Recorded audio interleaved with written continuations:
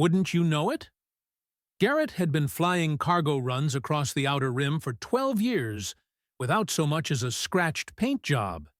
And now here he was, watching his perfectly reliable freight hauler cartwheel through the atmosphere of Kepler 438b like a drunk acrobat, having a very bad day. "Come on, you piece of junk," he muttered through gritted teeth, wrestling with controls that had apparently decided to take early retirement.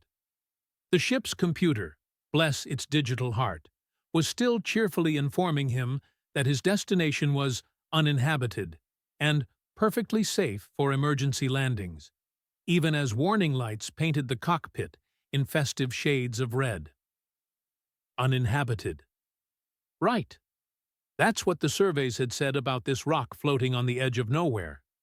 Just another boring chunk of stone and dirt, perfectly suitable for absolutely nothing except maybe storing emergency supplies or hiding from your ex-wife's lawyer. The ground was coming up fast now, too fast, and Garrett braced himself for what was going to be either the world's most embarrassing obituary or the start of a really inconvenient camping trip. The ship hit with all the grace of a meteor that had given up on life, bouncing twice before plowing a magnificent furrow through what looked like purple grass. Or maybe it was grass-colored purple. Hard to tell when you're seeing stars that definitely weren't in the navigation charts. When the world stopped spinning and the ringing in his ears faded to a manageable roar, Garrett found himself hanging upside down in his harness, staring at a spider web of cracks across the cockpit window. Outside, alien sunlight filtered through something that might have been trees, if trees had decided to grow sideways and glow faintly blue around the edges.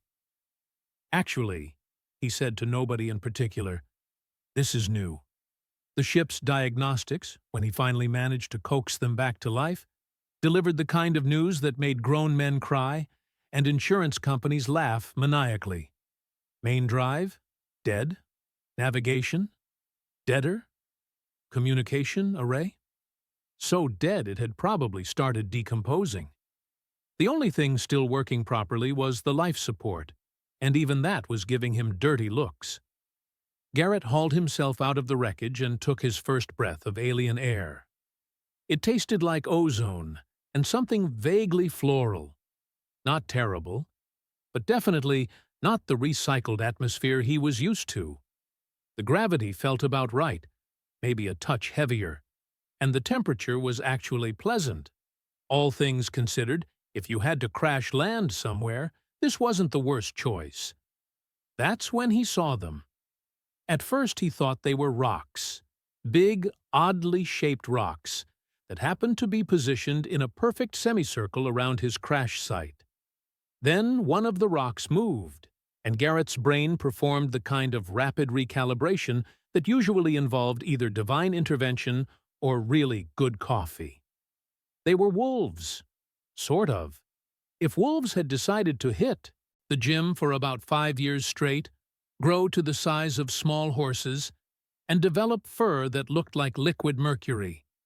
6 of them, sitting perfectly still about 50 meters away, watching him with the kind of patient intensity usually reserved for tax auditors and serial killers.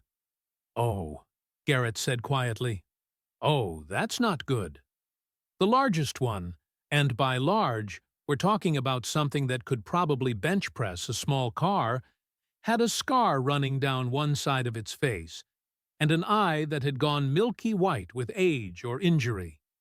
Its remaining good eye was fixed on Garrett with the kind of focus that suggested it was mentally preparing his recipe.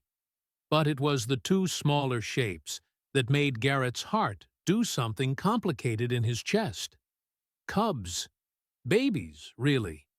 All oversized paws and fluffy ears, sitting between the adults like children at a very dangerous family reunion. One had distinctive rust-colored markings around its muzzle, while the other sported patches of darker fur that looked like someone had spilled paint on it. The cubs were staring at him too, but their expressions were different. Where the adults radiated barely controlled predatory interest, the babies looked curious, like they'd never seen anything quite like him before, and found the whole situation absolutely fascinating. Nice, nice wolves, Garrett said, which even he had to admit was probably not going to win any awards for interspecies diplomacy. Good wolves. Friendly wolves who definitely don't want to eat the nice human who just crashed on their planet. One of the cubs, the rusty one, tilted its head and made a sound somewhere between a whimper and a chirp. Its mother, a sleek female with intelligent amber eyes, immediately turned to nose it back into position.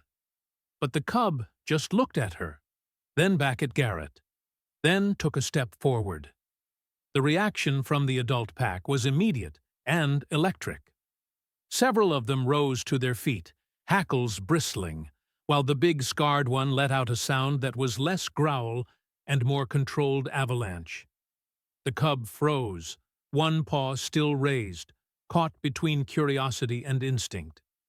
For a moment, the tableau held human and alien predators measuring each other across a gap that seemed to span not just distance, but entire evolutionary trees. Then the second cub, the patchy one, decided that whatever was happening looked interesting enough to investigate personally. She bounded forward 3 steps before her mother could react, and suddenly everyone was moving at once. The adults surged to their feet. The scarred leader barked something that sounded like a command, and Garrett found himself face to face with 2 baby aliens who were looking up at him like he was the most interesting thing they'd ever seen. "Now then," he said, very carefully not moving a muscle. "Hello there." The rusty cub approached close enough to sniff his boots, while his sister sat back on her haunches and studied his face with the intense concentration of an art critic examining a particularly puzzling sculpture. Behind them, the adults were having what appeared to be a very heated discussion conducted entirely in growls, whines, and body language that Garrett couldn't begin to interpret. But he didn't need to understand their language to recognize the tone of the debate. Half the pack clearly thought he was a threat that needed immediate elimination, while the other half seemed to be arguing for a more wait-and-see approach. The cubs, meanwhile, had apparently voted themselves out of the discussion entirely. The rusty one had graduated from sniffing his boots to attempting to untie his laces, while the patchy female had discovered that human hands made interesting sounds when you batted at them with oversized paws. Neither seemed particularly concerned about the heated adult conversation happening just meters away. "Your parents are having a discussion about me, aren't they?" Garrett murmured, slowly crouching down to bring himself closer to their level. "Trying to decide whether I'm dinner or just a really weird-looking tree?" The cubs looked up at him with expressions that somehow managed to convey both innocence and a complete lack of appropriate self-preservation instincts. The rusty one made another of those chirping sounds, while his sister attempted to climb into Garrett's lap, despite being roughly the size of a medium dog with aspirations. That's when things got interesting. The scarred alpha barked something sharp and commanding. Both cubs immediately flattened themselves against the ground in a gesture that needed no translation, the universal child response to a parent who had reached the end of their patience. But they didn't move away from Garrett. If anything, they seemed to press closer, as if seeking protection. The alpha's expression shifted from annoyance to something much more complex. He took a step forward, then stopped, clearly torn between his parental authority and some deeper instinct. The female, their mother, Garrett was now certain, moved to flank her offspring, but her body language was conflicted too. "They don't want to leave," Garrett said quietly, as much to himself as to the pack. "Why don't they want to leave?" As if in response to his question, the patchy cub looked up at him and made a sound that was pure contentment, the kind of happy noise that transcended species barriers. She had apparently decided that this strange, furless creature was exactly where she wanted to be. The pack exchanged glances that were somehow both alien and utterly familiar. Any parent, human or otherwise, would recognize the look. The moment when your children have decided to adopt something inappropriate, and you're trying to figure out whether to put your foot down or just resign yourself to the inevitable chaos. The alpha made his decision. He approached slowly, each step deliberate and measured, until he was close enough that Garrett could see his reflection in that one good eye. Up close, the creature was even more magnificent and terrifying. This was a predator that had survived everything this planet could throw at it, and the scars on his muzzle suggested he'd done it the hard way. For a long moment, they simply stared at each other. Then the alpha did something completely unexpected. He sat down. Not in a threatening crouch, not in preparation for a spring, but in the casual way of someone settling in for a lengthy observation. The message was clear as day. I'm not going anywhere, and neither are you, so we might as well get comfortable. The cubs, sensing that the immediate danger had passed, resumed their investigation of their new favorite toy. The rusty one had managed to get Garrett's jacket zipper down and was now attempting to explore the fascinating world of human pockets, while his sister had discovered that human hair made excellent chew toys.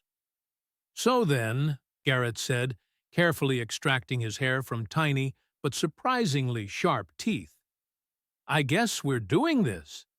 The alpha's expression might have been amusement or hunger. With alien faces, it was sometimes hard to tell the difference. But as the alien sun continued its slow arc across the purple sky, one thing became abundantly clear. Whatever was happening here, it was going to be a lot more complicated than a simple crash landing.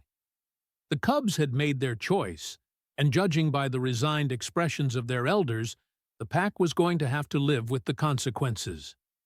Garrett looked around at his new audience, 6 alien predators, 2 of whom were currently using him as a combination jungle gym and chew toy, and couldn't help but laugh. Right then, he said, this is definitely not covered in the pilot's manual. 3 days later, Garrett had learned several important things about his new neighbors.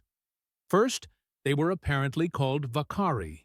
At least, that's what it sounded like when they referred to themselves in their complex language of growls, chirps, and body movements.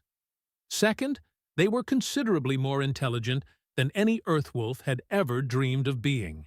And third, they had absolutely no concept of personal space, especially the cubs. Rusty and Patches. Yes, he'd gone ahead and named them because referring to them as the small one with the rust markings and the other small one with the paint splatter pattern was getting ridiculous, had apparently decided that Garrett was the most fascinating thing to happen to their young lives since they'd discovered their own tales. They followed him everywhere. And when he said everywhere, he meant everywhere. Trying to set up a shelter near his crashed ship? 2 helpful cubs attempting to assist by dragging off his tools and burying them in various holes around the crash site. Attempting to take inventory of his remaining supplies? 1 cub inside his emergency kit, cheerfully shredding his medical supplies, while the other had somehow gotten tangled in his sleeping bag and was spinning in circles like a fuzzy tornado.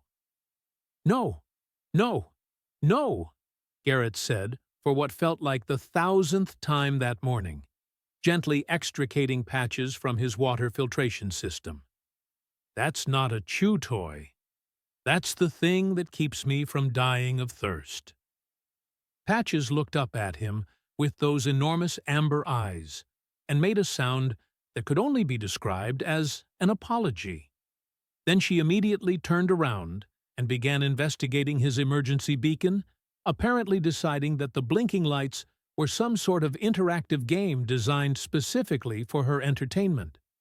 Meanwhile, Rusty had discovered that human clothing had pockets, and pockets were obviously meant to be storage containers for important things.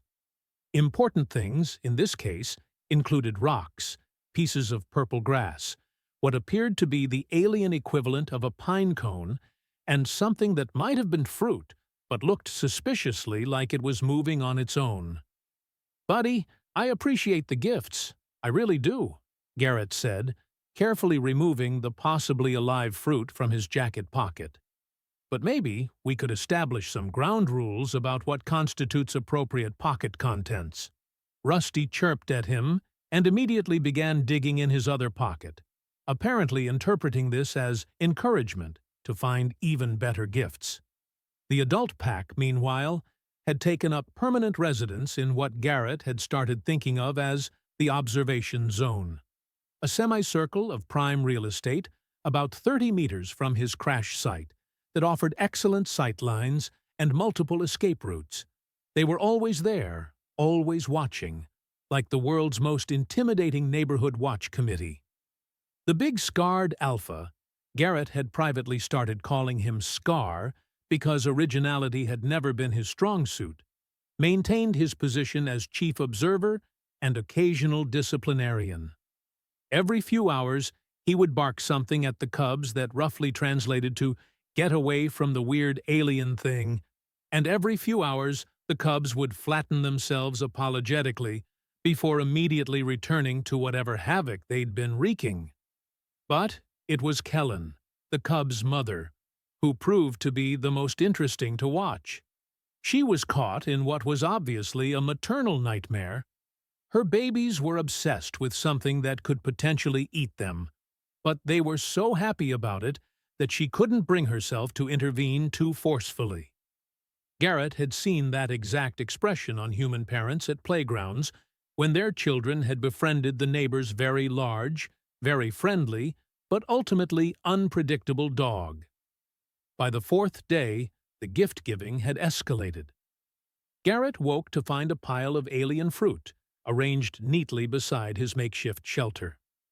Not the potentially alive kind that Rusty favored, but actual, recognizable fruit that looked like it might be safe for human consumption.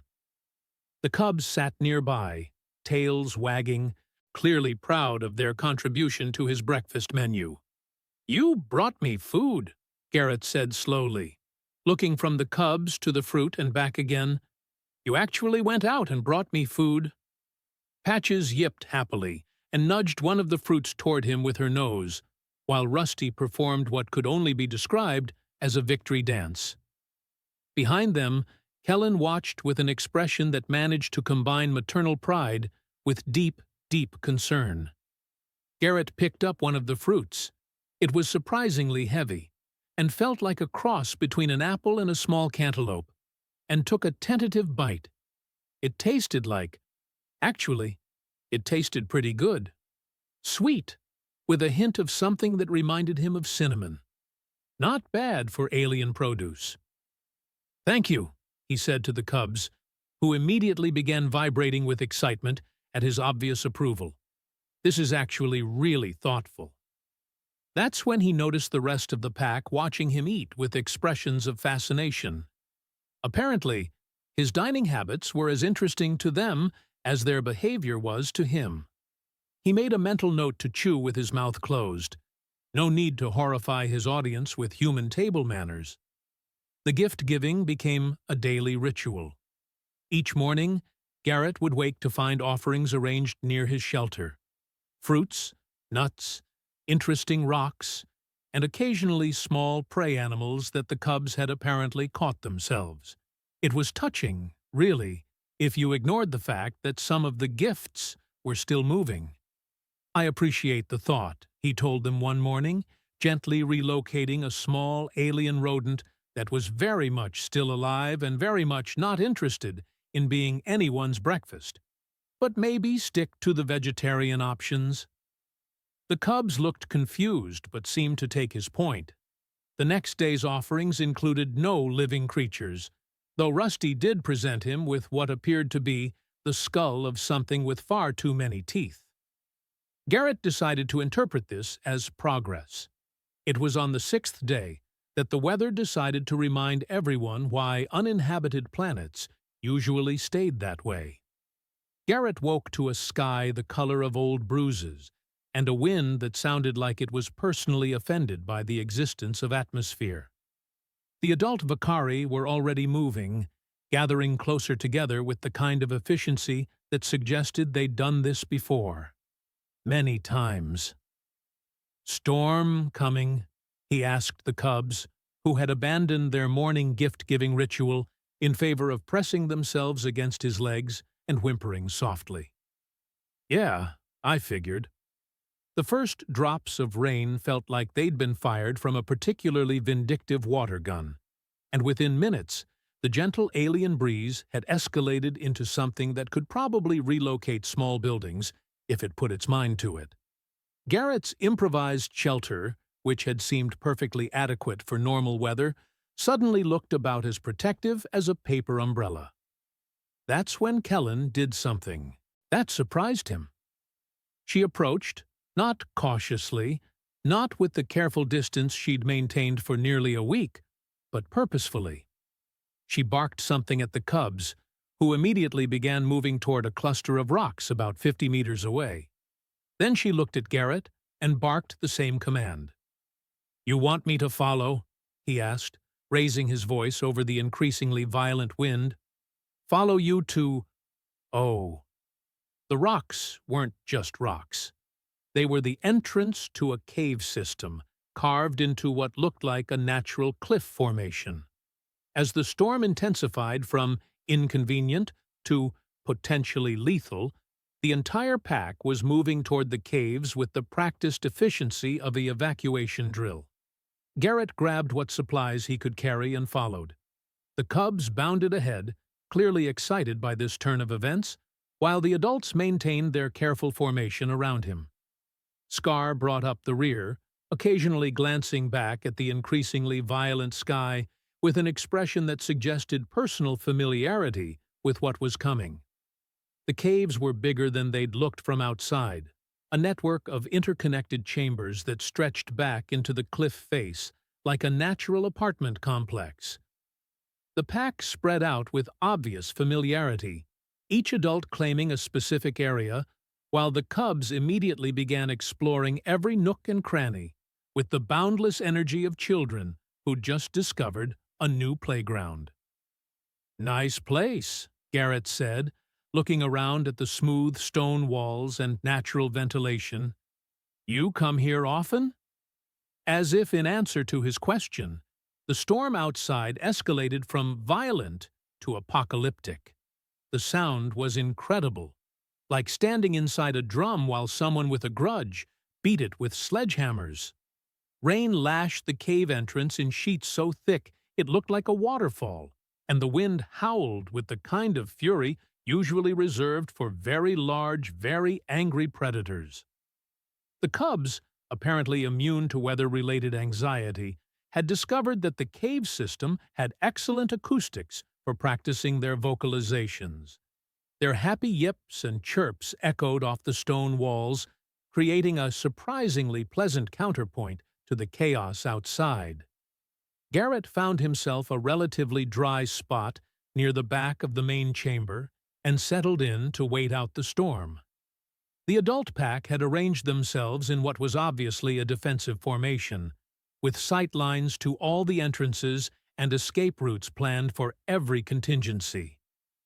Even taking shelter, they remained alert and ready. But the cubs had other ideas. Patches appeared at his elbow, carrying what appeared to be a flat stone that she deemed suitable as a pillow. She placed it carefully next to him, then curled up against his side with a contented sigh. Rusty arrived moments later with a collection of soft-looking moss that he began arranging into what was clearly intended as bedding. "You're making me a bed," Garrett said, touched, despite himself. You're actually making me a comfortable place to sleep." The cubs wagged their tails and continued their preparations, occasionally chirping instructions to each other as they worked. Behind them, the adult pack watched this domestic scene with expressions ranging from bewilderment to resignation. That's when disaster struck.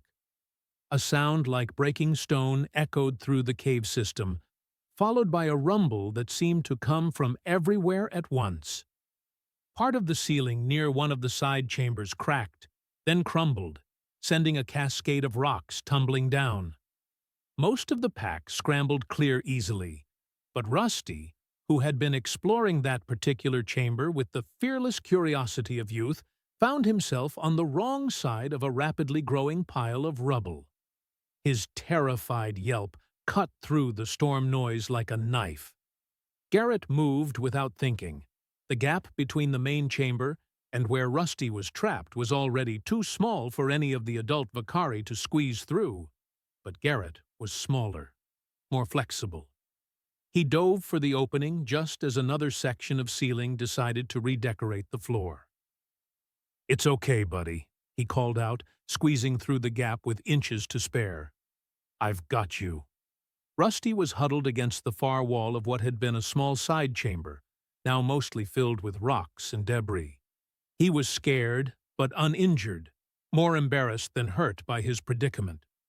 Garrett scooped him up, feeling the cub's heart racing against his chest, and turned back toward the increasingly unstable opening. The gap was smaller now. Much smaller.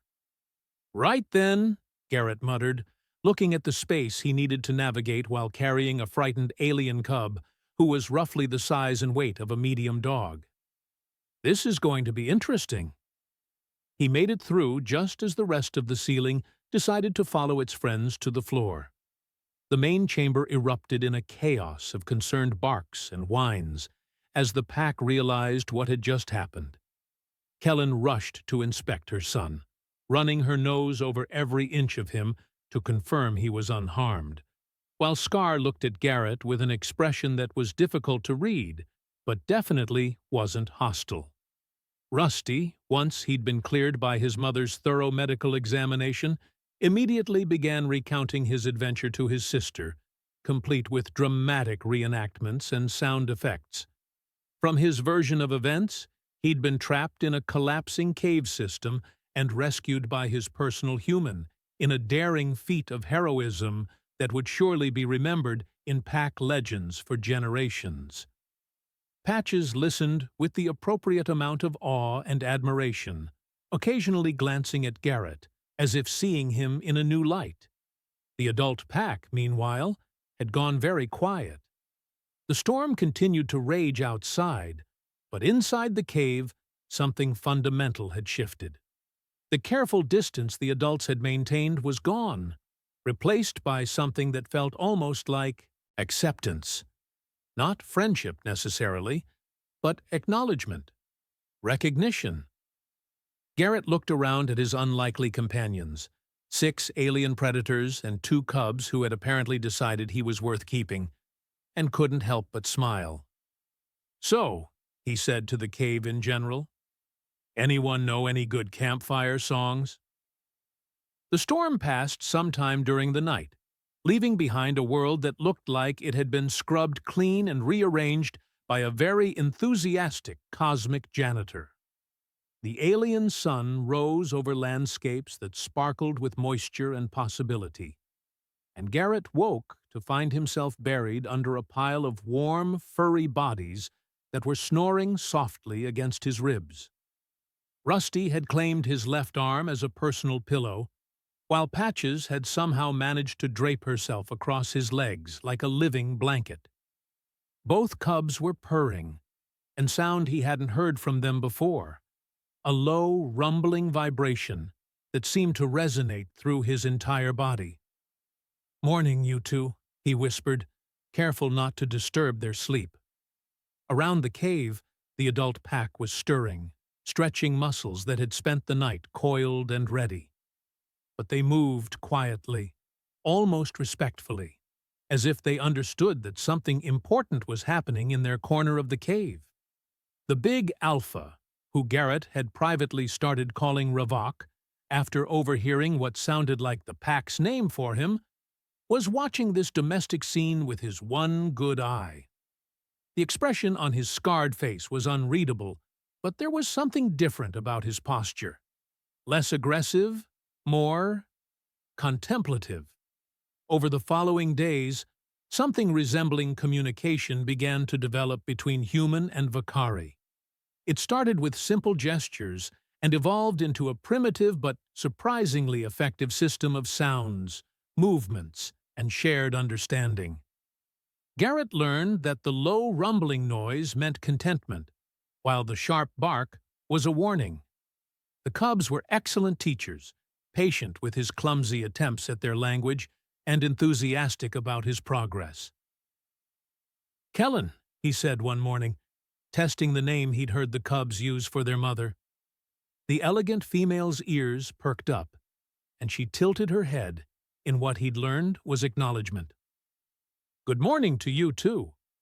She made a sound that might have been amusement, then padded over to inspect his latest attempt at breakfast. The alien fruits were getting easier to identify, and he'd even managed to find some edible roots that tasted surprisingly like potatoes. Kellen sniffed his meal, made a sound of approval, then dropped a small bundle of herbs at his feet. "Seasoning?" Garrett asked, examining the plants. They smelled wonderful, like a combination of sage and something he couldn't identify. "You brought me seasoning for my food?" The cubs bounced excitedly around their mother, clearly proud of her contribution to their human's meal. Rusty began digging in the dirt near Garrett's feet, unearthing more of the aromatic plants, while Patches demonstrated the proper way to prepare them by carefully stripping the leaves with her teeth. It was becoming clear that the pack was starting to treat him less like an intruder and more like something else. Not quite pack, but not quite outsider either. A strange middle ground that seemed to confuse everyone involved, including Garrett himself. That's when the rival pack showed up. Garrett first became aware of the threat when the cubs suddenly went silent and pressed themselves against his legs, all playfulness evaporating in an instant. The adult pack arranged themselves in formation with military precision, hackles raised and teeth bared in unified threat displays that made his blood run cold. The attackers emerged from the forest like shadows given form, 5 Vakari that were clearly not interested in diplomatic relations. They were smaller than Ravok's pack, but moved with a predatory coordination that spoke of experience and bad intentions. Their leader, a lean female with scars across her muzzle, fixed her attention on the cubs and made a sound that needed no translation. She wanted the babies. What followed was the kind of violence that reminded Garrett exactly what kind of creatures he'd been living with for the past week. The Vakari weren't just predators, they were warriors, and watching them fight was like witnessing poetry written in teeth and claws. Ravok moved like controlled thunder, while Kellen flowed around her opponents like liquid death. But the attackers had numbers and desperation on their side, and the battle was turning ugly fast. That's when Garrett remembered that his crashed ship still had some power left in the emergency systems. He sprinted for the wreckage, cubs at his heels despite his shouted commands for them to stay hidden. The ship's defensive grid was designed to protect cargo from pirates and wildlife, and while it wasn't exactly military grade, it packed enough punch to level the playing field. "Come on, you piece of junk," he muttered, frantically working to reroute power to the external barriers. "Work for me. Just one more time." The energy field sprung to life, just as one of the attackers broke through the pack's defensive line, heading straight for where the cubs were huddled behind the ship's landing struts. The barrier caught the rival Vakari mid-leap, sending her tumbling backward with a yelp of surprise and pain. The sight of their packmate being knocked down by invisible force was apparently enough to convince the attackers that discretion was the better part of valor. They retreated into the forest, but not before their leader fixed Garrett with a stare that promised this wasn't over. The aftermath was tense. Several of Ravok's pack had minor injuries, and everyone was on high alert for a possible second attack. But it was the division within the pack that worried Garrett most. He could see it in their body language, hear it in the growled conversations that took place just outside his understanding. Half the pack had seen him defend the cubs and recognized the value of having an ally with access to advanced technology. The other half saw him as a disruption to the natural order, a foreign element that attracted danger and complicated their traditional way of life. The cubs, oblivious to the political implications of recent events, continued to treat him as their personal playground equipment. But even they seemed to sense the tension, staying closer to his side and watching the adult pack with unusual wariness. Ravok began the tests 3 days later. They weren't obvious at first, just subtle challenges that seemed like natural parts of daily life.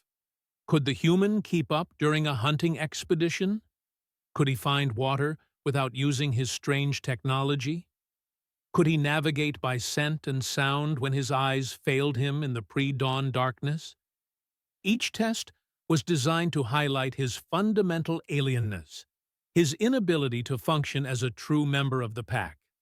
And Garrett, despite his growing understanding of Vakari culture, was failing most of them spectacularly. The cubs grew increasingly distressed as the challenges continued. They stopped eating properly, spent their days pressed against Garrett's sides, and began making the soft whimpering sounds that indicated deep anxiety. Their obvious distress was affecting the entire pack, but Ravok remained unmoved. The final test, when it came, was delivered with formal ceremony. Ravok approached at sunset, when the alien sky was painted in shades of gold and purple. He sat before Garrett with the bearing of a judge preparing to deliver a verdict, and when he spoke, every member of the pack fell silent to listen. Garrett didn't understand the words, but he understood the tone. This was ultimatum time. Prove yourself worthy, or leave. The cubs pressed against him, trembling with fear and confusion, while Kellen watched with an expression of maternal anguish. "Right then," Garrett said quietly, looking into the alpha's scarred face. "What do you need me to do?" The test was simple, brutal, and absolutely terrifying. Hunt without technology. Provide for the pack. Prove he could survive as one of them rather than as a parasite depending on their tolerance. Ravok's challenge echoed in the morning air as Garrett set out into the alien wilderness with nothing but his wits and a growing suspicion that he was about to fail spectacularly. The cubs had wanted to follow, but their mother had firmly intervened, holding them back while their eyes conveyed the kind of desperate worry usually reserved for watching loved ones walk into burning buildings. 3 hours into what was shaping up to be the most humbling experience of his adult life, Garrett discovered something that made his blood turn to ice water in his veins. Tracks. Boot prints. Human boot prints, leading from a concealed landing site toward the pack's territory. His mind raced through the implications, with the kind of clarity that only comes from pure, undiluted terror. The rival pack's attack hadn't been random aggression. It had been reconnaissance. Someone was using them as scouts, and that someone was very definitely not supposed to be on this uninhabited planet. Poachers. Had to be. The kind of scum who made their living capturing exotic species for the illegal pet trade. And Vakari cubs would be worth a fortune to the right kind of collector. Beautiful, intelligent, exotic. Everything that made sick, wealthy people willing to pay obscene amounts of money. The realization hit him like a physical blow. The cubs weren't safe. None of the pack was safe. And here he was, stumbling around in the wilderness, trying to catch something edible when he should be warning them about the real danger. Garrett abandoned his hunt and ran. He found the pack in their usual gathering spot, the cubs playing under Kellen's watchful eye while the adults maintained their eternal vigilance. Ravok looked up at his approach with an expression that clearly said, "Back already?" followed quickly by, "And empty-handed, I see." "Poachers!" Garrett gasped, fighting to catch his breath. "Humans! Armed humans! Heading this way! The rival pack, they're being controlled, used as scouts." The effect was immediate and electric. Every adult in the pack rose to their feet, hackles bristling, while the cubs sensed the sudden tension and pressed close to their mother.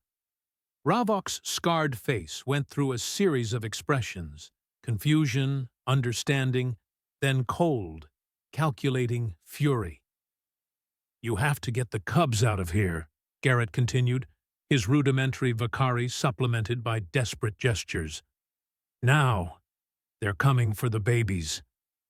That's when the first stun bolt crackled through the air, dropping one of the adult pack members in his tracks. The poachers emerged from the forest like a bad nightmare made manifest. 6 humans in military-grade armor, carrying equipment that was very definitely not standard issue for legitimate wildlife research. Their leader, a woman with the kind of smile that belonged in horror movies, surveyed the pack with the casual interest of someone appraising livestock. "There they are," she said to her team, gesturing toward the cubs. 2 healthy specimens, perfect age for conditioning. Stunning them shouldn't be too difficult. The pack exploded into motion, but the humans were ready. More stun bolts flew, dropping another adult, while nets began to deploy with military precision. This wasn't a fight, it was a harvest operation, planned and executed by professionals who had clearly done this before. Rusty and Patches huddled against their mother, terrified by the chaos erupting around them. Kellen stood over them like a living shield, snarling defiance at the approaching humans, but Garrett could see the math as clearly as she could. There were too many enemies, too much technology, too much distance between the cubs and safety. That's when Garrett did something that surprised everyone, including himself. He stepped between the poachers and the pack. "You want them?" he called out, spreading his arms wide. "You go through me first." The leader laughed, actually laughed, at his gesture. "Step aside, crash survivor. This doesn't concern you." "Actually," Garrett said, pulling out the one piece of technology he'd been saving for emergencies, "it really does." The emergency beacon in his hand wasn't just a distress signal. It was also a locator transmitter tied directly to his cargo company's security protocols. And his cargo company, like most legitimate businesses operating in the Outer Rim, had very strict policies about employees who disappeared under suspicious circumstances. The beacon's activation sent a priority signal to every law enforcement vessel within 6 systems, complete with his location, biometric data, and a recording of everything that had happened in the last 30 seconds. "Congratulations," Garrett told the suddenly less confident poachers. "You just graduated from illegal poaching to kidnapping a commercial pilot. The Galactic Trade Commission is going to be very interested in having a conversation with you." The poacher leader's expression shifted from amusement to fury to calculation in the space of about 3 heartbeats. The smart play would be to cut their losses and run. The greedy play would be to silence the witness and continue with their original plan. Unfortunately for everyone involved, they chose greed. What followed was less a battle than a demonstration of what happened when human technology met Vakari pack tactics. The adults who were still conscious fought with the kind of coordinated precision that would have made military strategists weep with envy, while Garrett provided technical support in the form of his ship's remaining defensive systems and a very creative application of emergency flares. But it was the Cubs who provided the turning point. Rusty and Patches, instead of cowering in terror, launched themselves at the nearest poacher with the kind of fearless determination that only came from defending family. They were small, but they were fast, and their baby teeth were apparently sharp enough to find the gaps in military armor. The sight of two Vakari cubs fighting beside a human to protect their pack was apparently more than Ravok could process, while maintaining his doubts about pack membership. When the dust settled and the authorities arrived to collect the poachers, Ravok approached Garrett with formal ceremony, the Alpha's one good eye fixed on him with an expression that had nothing to do with judgment and everything to do with recognition. The ritual that followed was unlike anything Garrett had ever experienced. It involved sounds he couldn't reproduce, gestures he barely understood, and a moment when every member of the pack pressed close enough to share breath and heartbeat. But when it was over, something fundamental had changed. He wasn't human anymore. Not entirely. He wasn't Vakari either, obviously. But he was something new. A bridge between worlds. A strange wolf who belonged to this pack as surely as if he'd been born to it. The Cubs, of course, had known this all along. They celebrated his official acceptance with the kind of enthusiasm usually reserved for major holidays, bouncing around him in circles while making sounds of pure joy. "So," Garrett said, looking around at his family, because that's what they were now, wasn't it? "Anyone know where I can get a decent cup of coffee on this planet?" Kellen made a sound that might have been laughter, while Ravok's scarred face actually managed something resembling a smile. The Cubs immediately began digging in various pockets and pouches, clearly determined to find something that would make their human happy. And looking around at these magnificent, impossible creatures who had chosen to accept him despite every logical reason not to, Garrett realized he already had everything he needed. 6 months later, when the rescue ship finally arrived in response to his original distress signal, the crew found something that would puzzle xenobiologists for decades to come. A human who moved like a Vakari, communicated in their complex language of sounds and gestures, and traveled with a pack that treated him as naturally as if he'd been born among them. "You coming back with us?" asked Captain Martinez, a grizzled woman who'd seen enough strange things in the Outer Rim to take most surprises in stride. "Company's been worried sick. Figured you were dead for sure." Garrett looked at the rescue ship, then at Rusty and Patches, now adolescents with the gangly awkwardness of teenagers, who were watching the proceedings with obvious concern.